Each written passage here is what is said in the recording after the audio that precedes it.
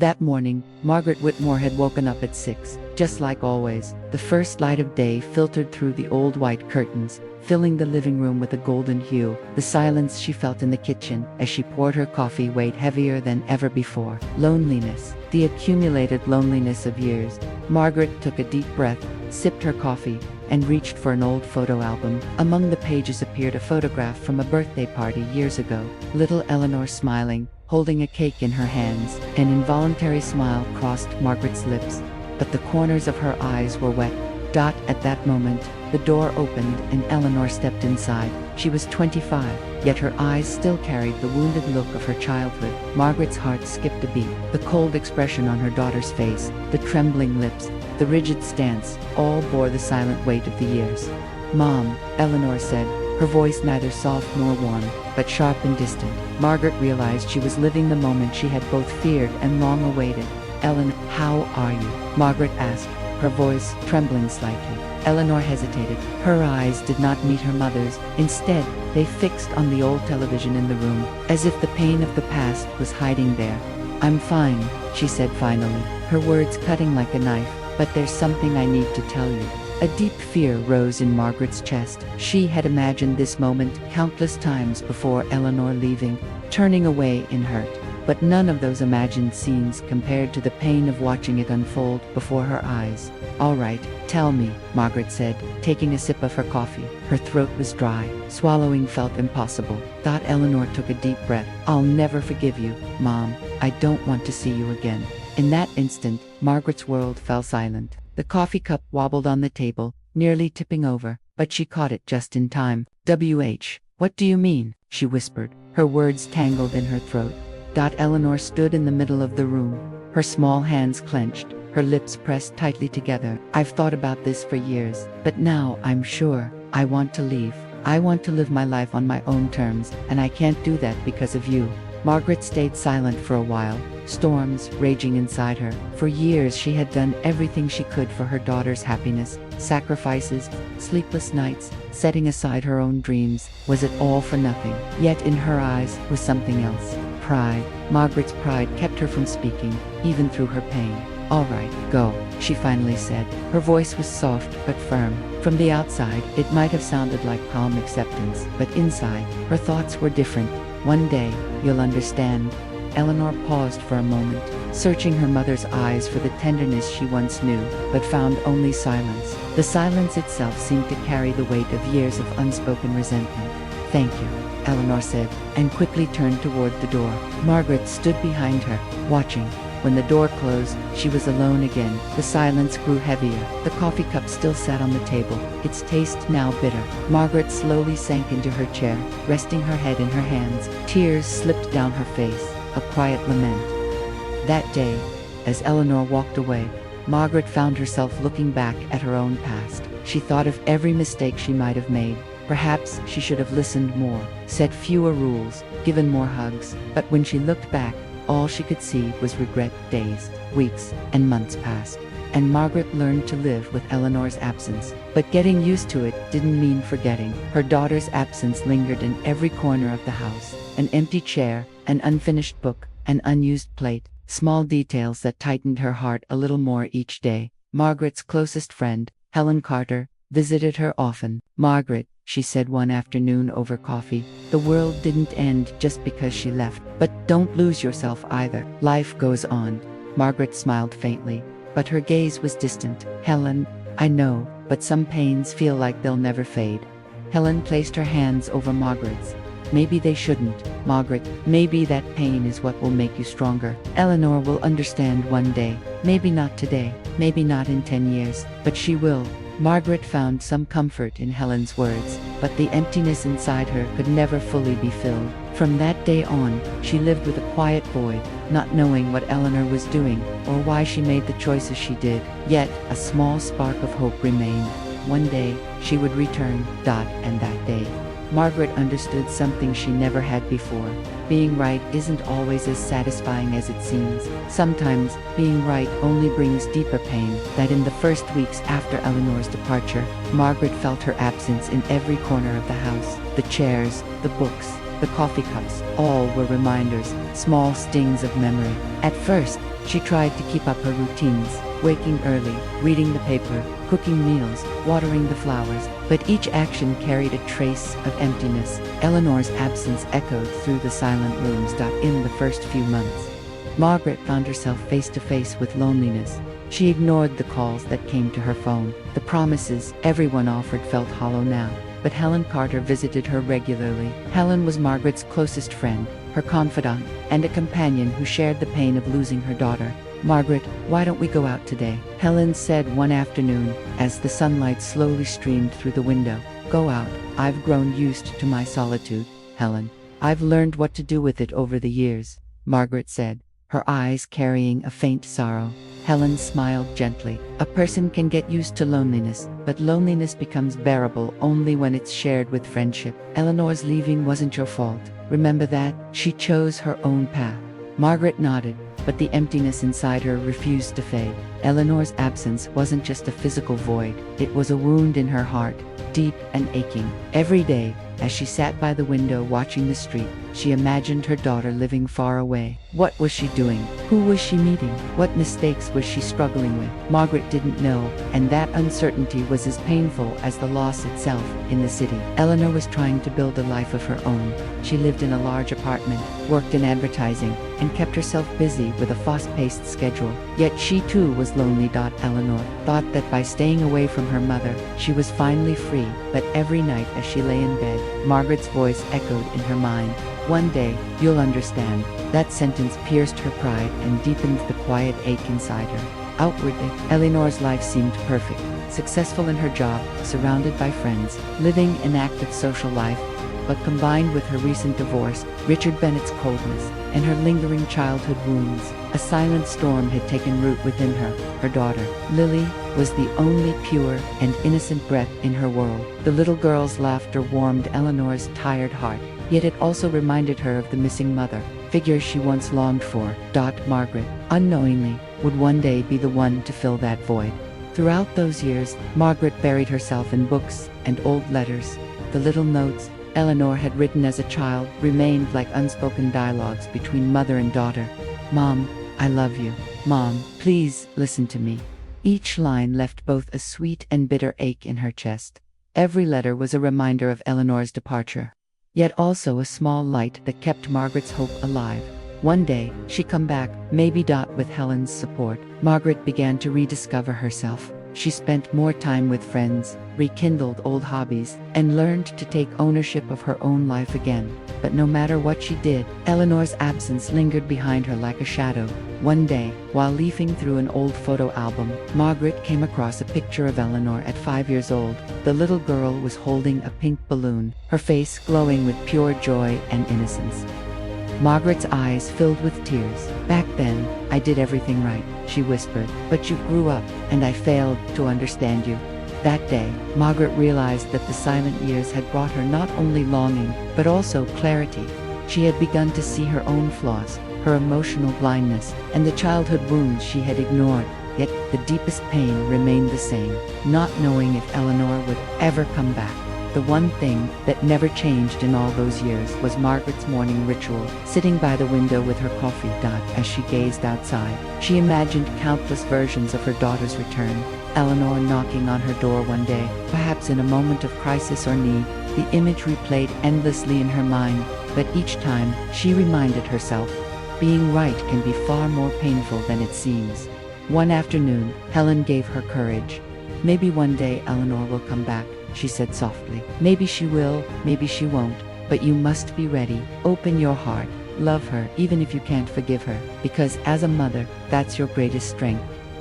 Margaret took a deep breath and sat by the window. Outside, the trees swayed in the wind, birds chirped in the distance. In the midst of the silence, a new hope began to bloom within her. The years of quiet had been hard, but they had taught her patience, faith, and love. And that day, Margaret was ready to wait for Eleanor's return, with both fear and hope.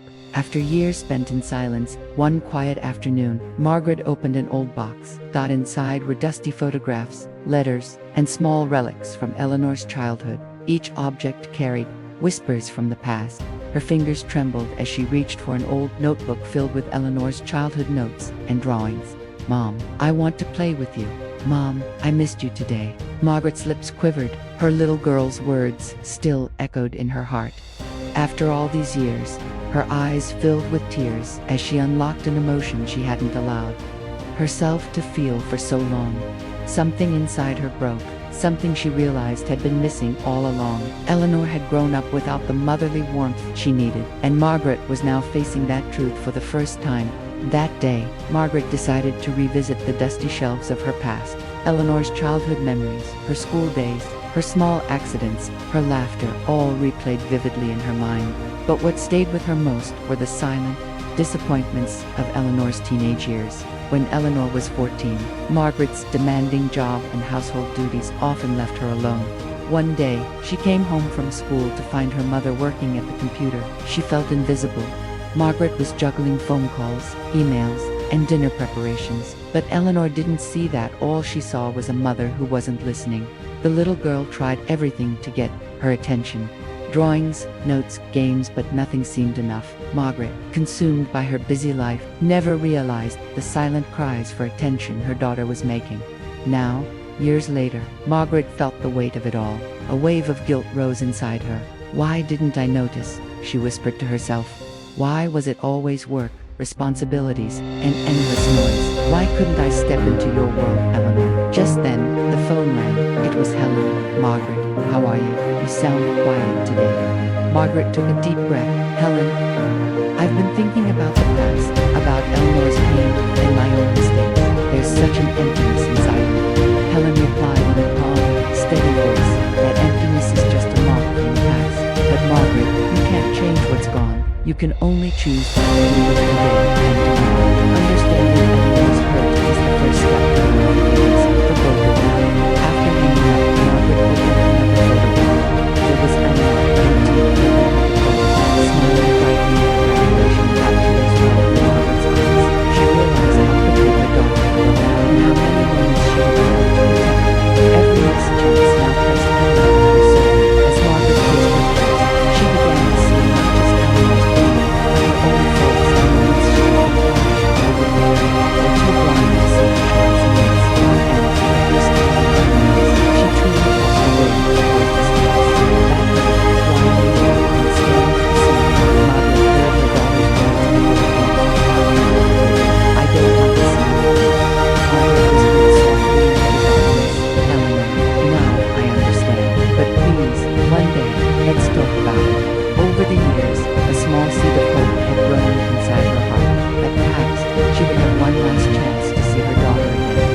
But first, she knew she had to finish her own inner reckoning, to lift the weight of the past. The next morning, as she sorted through old letters, Margaret found one from Eleanor's teenage years. Mom, sometimes I want to talk, but you're always busy. I just want you to know, sometimes I feel alone. Margaret's hands trembled.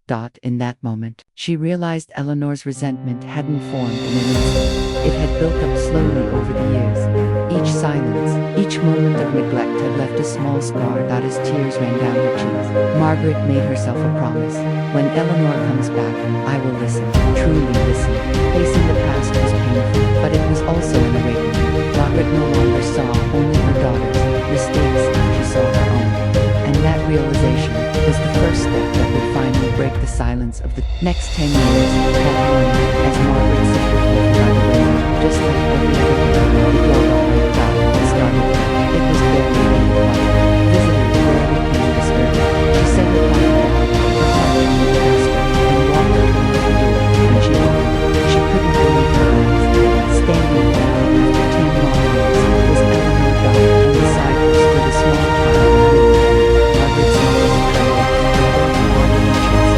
She recognized her daughter's expression immediately, the same coldness, the same pride, but now there was a fragile softness in the tone of her eyes. Eleanor said,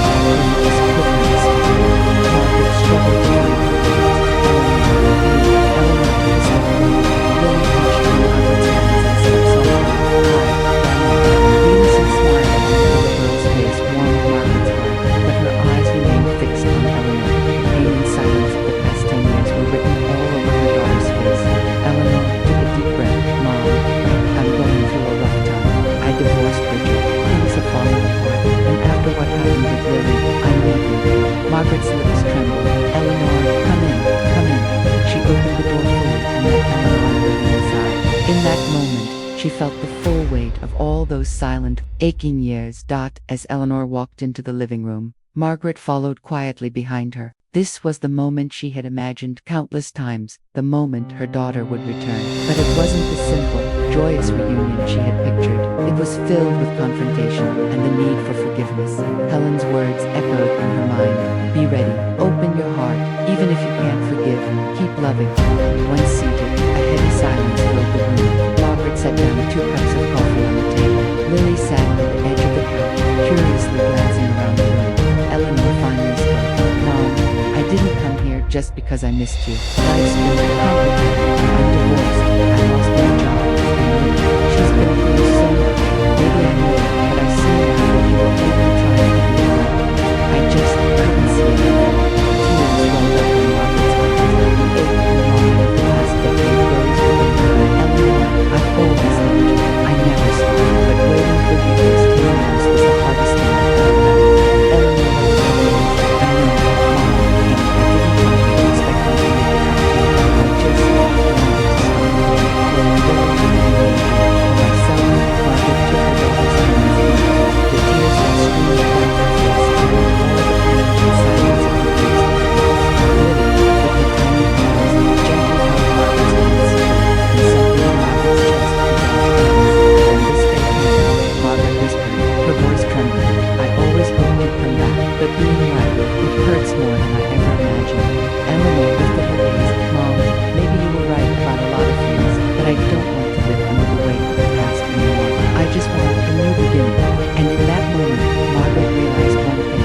Time had been lost, but a second chance still remained. The pain, the silence, and the unspoken words of the past decade were finally finding their voice. Margaret took a deep breath and moved closer to her daughter. Then, let's talk about everything, every detail. Eleanor nodded slowly. Lily leaned against her mother's leg. Margaret lifted the little girl onto her lap, and the 3 of them sat together. This time, the silence wasn't heavy, it was filled with possibility.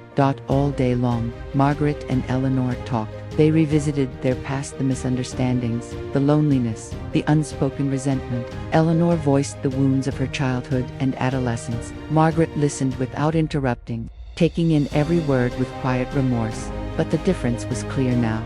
Silence was no longer their enemy, it had become their teacher. As Margaret listened, the weight of the years began to lighten. Eleanor wasn't here to dwell on the past anymore. She was here to build something new.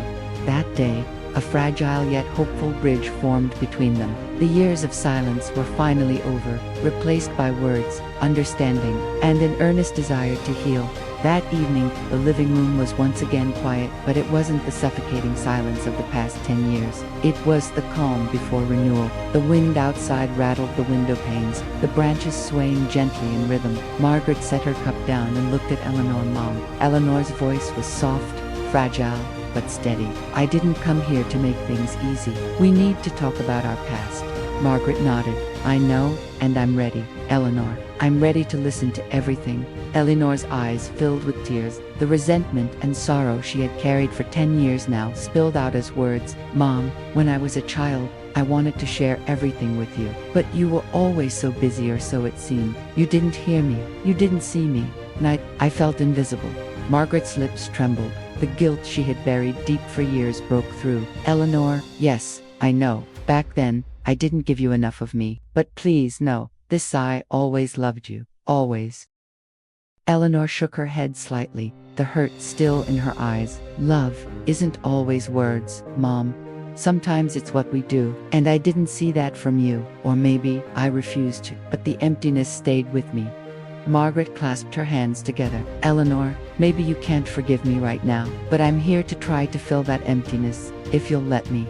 Lily looked between them and noticed her mother's tears. The little girl said innocently, Mom, Grandma, don't cry. Lily's here. Margaret smiled softly. Lily, only 8 years old, became the quiet bridge between mother and daughter. Margaret took the child in her arms, and the tension in the room eased just a little. Eleanor exhaled slowly. Mom, I've been angry for so long, but maybe mistakes are just mistakes. And you were always trying to do what you thought was right. I just couldn't see it then. But now, I think I finally understand.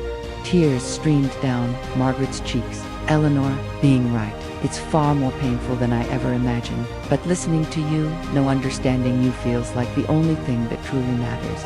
The silence that followed wasn't emptiness anymore. It was filled with words unspoken, tears shared, and a longing to be understood.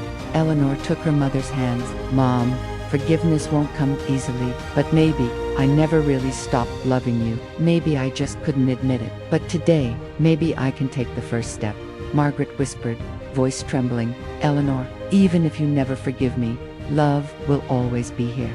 They looked at each other, eyes meeting across years of pain and distance, but also across a growing spark of hope. Lily rested her head on her mother's lap, then reached out to hold both of their hands together. That innocent gesture completed a fragile circle of 3 generations. Later that night, the conversation deepened. Eleanor spoke about her struggles, her divorce, her fears, and her loneliness. Margaret listened closely, without interruption or judgment.